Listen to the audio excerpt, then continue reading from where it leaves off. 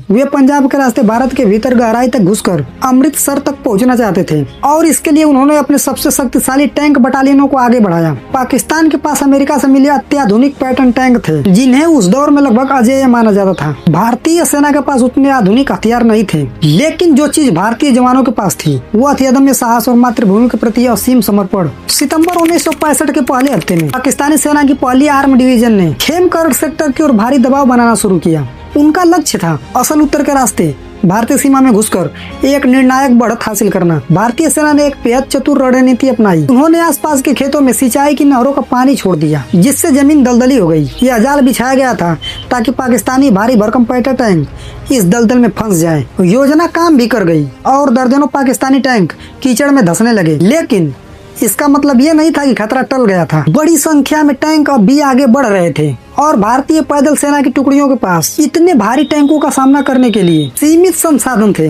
यहीं पर अब्दुल हमीद की भूमिका सामने आई। उनकी कंपनी को एक जीप पर लगी रिकाइलेस राइफल, जिसे आमतौर पर आरसीएल गन कहा जाता था, उसके साथ तैनात किया गया। यह हथियार बड़े टैंकों के मुकाबले बेहद छोटा और सीमित था, लेकिन सही दूरी और सही कोण पर चलाया जाए तो यह टैंक के कोच को भेद सकता था। 10 सितंबर 1965 की सुबह जब पाकिस्तानी टैंकों का एक विशाल काफिला भारतीय मोर्चे की ओर बढ़ रहा था, उसी वक्त अब्दुल हमीद अपनी जीप को लेकर आगे बढ़े। चारों तरफ गोलों की गड़गड़ाहट और धरती कांप रही थी और आसमान धुएं से काला पड़ चुका था। उन्होंने बेहद सूझबूझ के साथ अपनी जीप को एक ऐसी जगह छुपाया जहां से दुश्मन के टैंक साफ नजर आ रहे थे, लेकिन उनको अपनी स्थिति दुश्मन को आसानी से दिखाई नहीं दे रही थी। पहला पैटर्न टैंक जैसे ही करीब आया, अब्दुल हमीद ने बेहद सटीक निशाना साधते हुए आरसीएल गन से गोला दागा।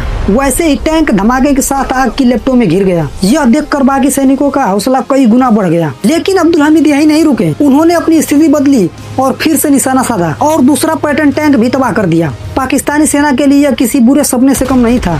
उनके अजय समझे जाने वाले टैंक एक के बाद एक धराशायी हो रहे थे। उन्हें समझ नहीं आ रहा था कि यह विनाश कहां से हो रहा है। घबराहट में पाकिस्तानी टैंक कमांडरों ने आरसीएल गन की उस छोटी सी जीप की तरफ अपनी तोपों का रुख करना शुरू किया। दुश्मन की गोलीबारी अब सीधे अब्दुल हमीद की दिशा में केंद्रित हो चुकी थी। चारों तरफ गोले गिर रहे थे।